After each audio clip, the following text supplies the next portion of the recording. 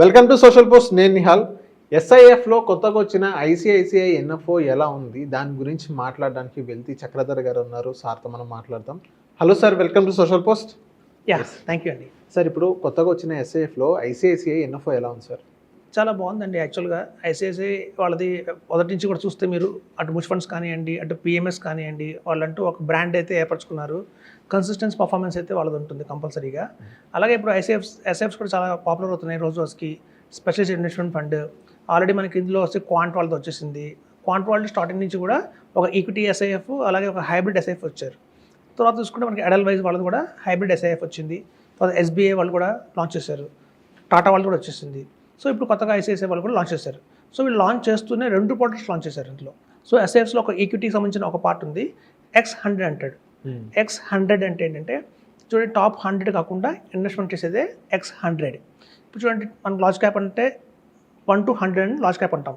So next 101 నుంచి 250 దాకా మనకి మిడ్ క్యాప్ వస్తుంది.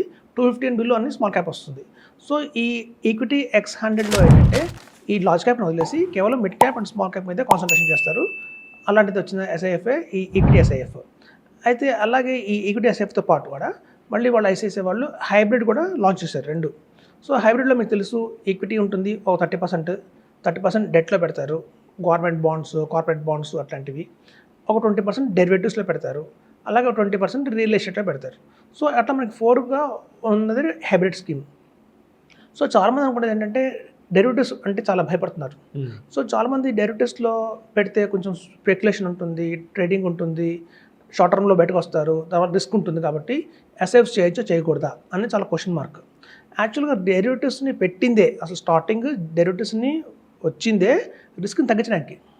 ఫస్ట్ మనకి జపాన్లో వచ్చింది డెరివేటివ్స్. సో అప్పట్లో డెరివేటివ్స్ జపాన్లో చేసేవాళ్ళు అంటే రైస్ మీద చేసేవాళ్ళు, బియ్యం మీద. సో రైస్ మీద ఎందుకు చేసేవాళ్ళు డెరివేటివ్స్ అంటే, ఎప్పుడైతే మాన్సూన్ బాగుండదు, లేదా రైస్ ఆల్రెడీ చేతికి వచ్చింది, అలాంటి టైంలో ఏదైనా సైక్లోన్ వచ్చి కానీ ఏదైనా ఇంపాక్ట్ అయితే, సో అట్లాంటి టైంలో ఏంటంటే, ఎందుకంటే మాన్సూన్స్ అనేవి మనం చెప్పలేము, సైక్లోన్స్ మనం చెప్పలేము, ఎప్పుడైనా రావచ్చు. సో అలా వచ్చి కనుక రైస్ కనుక ప్రాబ్లం అయిపోతే పరిస్థితి ఏంటి అన్న దాంట్లోనే డెరివేటివ్స్ అన్ని డెరైవ్ అయినాయి. సో ఫస్ట్ అర్థం చేసుకోవాల్సింది ఏంటంటే, ఒక ఇన్వెస్టర్స్ అందరూ కూడా డెరివేటివ్స్ అనేది రిస్క్ కోసం కాదు, సేఫ్టీ కోసం అని బాగా అర్థం చేసుకోవాలి. మనకి డెరివేటివ్స్లో కూడా 3 పార్ట్స్ ఉంటాయండి. ఒకటి స్పెక్యులేషన్ పార్ట్ ఒకటి ఉంటుంది, ఆర్బిట్రాజ్ అని ఒక పార్ట్ ఉంటుంది, అలాగే హెడ్జ్ అనేది ఉంటుంది. కేవలం ఈ హెడ్జ్ అనేది ఏంటంటే ఆ రిస్క్ని మినిమైజ్ చేయడం కోసమే మేజర్గా హెడ్జ్ అంటారు. సో ఎప్పుడైతే మార్కెట్ ఇప్పుడు చూడండి, లాస్ట్ మళ్ళీ ట్రంప్ టారిఫ్స్ అని కొత్తగా వస్తున్నాయి, చూస్తుండగానే మళ్ళీ 86,000 ఉన్న మార్కెట్ కాస్త మళ్ళీ 81,000 పడిపోయింది. సో ఇట్లా మళ్ళీ డ్రాస్టిక్గా ఫాలో అవుతున్న మార్కెట్, వాలటాలిటీ ఉన్న మార్కెట్, దీన్ని సైడ్ వాల్స్ అంటారు. సైడ్ వాల్స్ అంటే అటు పూర్తిగా పెరగదు, అది పూర్తిగా పడదు, మధ్యలోనే అటు ఇటు తిరుగుతూ ఉంటుంది అనమాట. సో ఇట్లాంటి సైడ్ వాల్స్లో కూడా మనకి హెడ్జ్ అనేది ఏదైతే ఉంటుందో అది బాగా ప్లస్ పాయింట్ అవుతుంది అనమాట. సో మనకి ఎప్పుడైతే ఈ హైబ్రిడ్ ఎస్ఐఎఫ్స్ ఏవైతే ఉన్నాయో వాటిలో చూస్తే మీకు 30% మాత్రమే స్టాక్స్ పెడుతున్నారు. ఆ 30% స్టాక్స్ కూడా క్వాలిటీ స్టాక్స్ మాత్రమే ఉంటాయి. కొంచెం మంచి లార్జ్ మిడ్ క్యాప్, స్మాల్ క్యాప్లో కాంబినేషన్లో వస్తాయి. ఒక ఫ్లెక్సీ క్యాప్ మోడల్లోనే స్టాక్స్ తీసుకుంటారు. రిమైనింగ్ 30% మనకి డెట్ ఏదైతే ఉందో అది మీకు చూస్తే గవర్నమెంట్ బాండ్స్, కార్పొరేట్ బాండ్సే ఉంటాయి ఆల్మోస్ట్. అందులో రియల్ ఎస్టేట్ ఎటు మార్కెట్కి సంబంధం లేదు, రియల్ ఎస్టేట్ అలాగో దాని గ్రోత్ అలాగో ఉంటుంది. సో మీరు చూస్తే ఓవరాల్ పోర్ట్ఫోలియో ఈక్విటీకి సంబంధించి ఏదైనా ఉంది అంటే 30% మాత్రమే. రిమైనింగ్ 70% ఈ మార్కెట్ డౌన్ఫాల్లో తట్టుకుంటేవే ఉన్నాయి.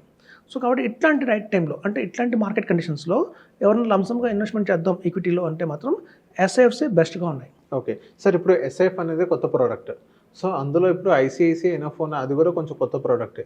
సో ఇప్పుడు ఈ 2 కొత్త ప్రోడక్ట్స్లో మనం బ్లైండ్గా ఒక 10 లక్షలు అలా పెట్టేయచ్చు అని అంటారా? చాలామంది ఇదే ఆలోచిస్తారు కదా. యాక్చువల్గా ఏంటంటే ఎస్ఐఎఫ్స్ అనేది కొత్తదే, కానీ లాంచ్ చేసింది ఎవరైనా చూడాలండి. ఎవరు లాంచ్ చేస్తున్నారు అంటే, ఎవరు దీన్ని రన్ చేస్తున్నారు అని. సపోజ్ ఇప్పుడు ఏదైనా కొత్తగా XYZ కంపెనీ వచ్చింది, XYZ కంపెనీకి అసలు ఏం లేదు అనుకోండి, వాళ్ళు చేస్తే అనుమానం పడాలి. ఇప్పుడు ఏంటంటే ఇందులో ఆల్రెడీ ఏవైతే ఉన్నాయో మనం చెప్తున్నాం, రిడ్జ్ అని కొత్తది కాదు, అది ఆల్రెడీ మన మ్యూచువల్ ఫండ్స్లో కూడా చాలా మల్టీ అసెట్ ప్రొడక్ట్స్లోనే మనకి ఆల్రెడీ అవైలబిలిటీలో ఉన్నాయి. సో మల్టీ అసెట్ ఫండ్లో ఉండేది కూడా ఇదే, సేమ్ ఈక్విటీ ఉంటుంది, సేమ్ హైబ్రిడ్ ఉంటుంది, పేరు మారింది అంతే తప్ప యాస్టీస్గా సేమ్ మ్యూచువల్ ఫండ్స్లో ఏముందో అవే ఉన్నాయి ఇందులో కూడా. ఎక్స్ట్రా ఏంటంటే డెరివేటివ్స్ మాత్రమే. సో ఆ డెరివేటివ్స్కి ఎంత ఇస్తున్నారు వెయిటేజ్ అంటే 20% మాత్రమే ఇస్తున్నారు.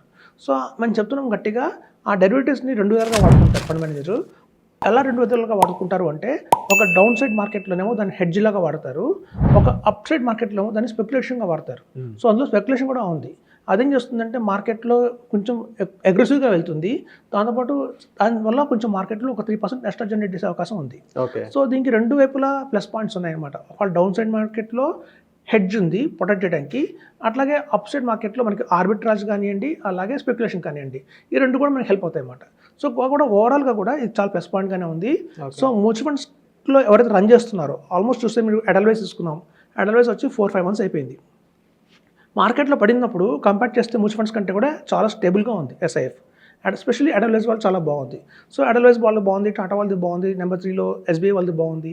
సో ఆల్రెడీ 4-5 months అయిపోయినాయి కాబట్టి వాళ్ళు తీసుకుంటున్న ఏవైతే ఉందో పోర్ట్ఫోలియో డిజైన్మెంట్ కానివ్వండి, ఏదో కానివ్వండి, ఈ మార్కెట్ ఫాల్లో చాలా బాగా నిలబడ్డాయి. అవి మ్యూచువల్ ఫండ్స్ లాగా స్ట్రగుల్ అవ్వట్లేదు.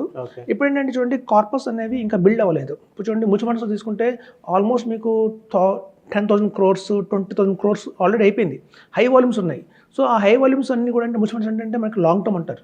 లాంగ్ టర్మ్ అంటే ఒకసారి ఏమైనా స్టాక్ కొన్న తర్వాత వెంటనే దాన్ని అమ్మలేరు ఆ స్టాక్ని. సో వీళ్ళు ఏంటంటే అలా కాకుండా ఇప్పుడు ఉన్న మా కరెంట్ మార్కెట్లో ఏదైతే బెస్ట్ స్టాక్స్ ఉన్నాయో ఆల్రెడీ అండర్ వాల్యూడ్లో ఉన్న స్టాక్స్ని తీసుకుంటున్నారు. మోర్ ఓవర్ చాలామంది ఇంకా ఎక్కువ క్యాష్లోనే కూర్చుంటున్నారు, మంచి ఆపర్చునిటీ వచ్చినప్పుడు ఇన్వెస్ట్మెంట్ చేద్దామని. ఎనీ ఎన్ఎఫ్, అది మ్యూచువల్ ఫండ్స్లో కానివ్వండి, అలాగే ఎస్ఐఎఫ్లో కానివ్వండి, ఫండ్ మేనేజర్కి అనేది 6 months టైం ఉంటుంది మొత్తం డిప్లాయ్ చేయడానికి ఆ ఫండ్ అంతా, మొత్తం కార్పస్ అంతా.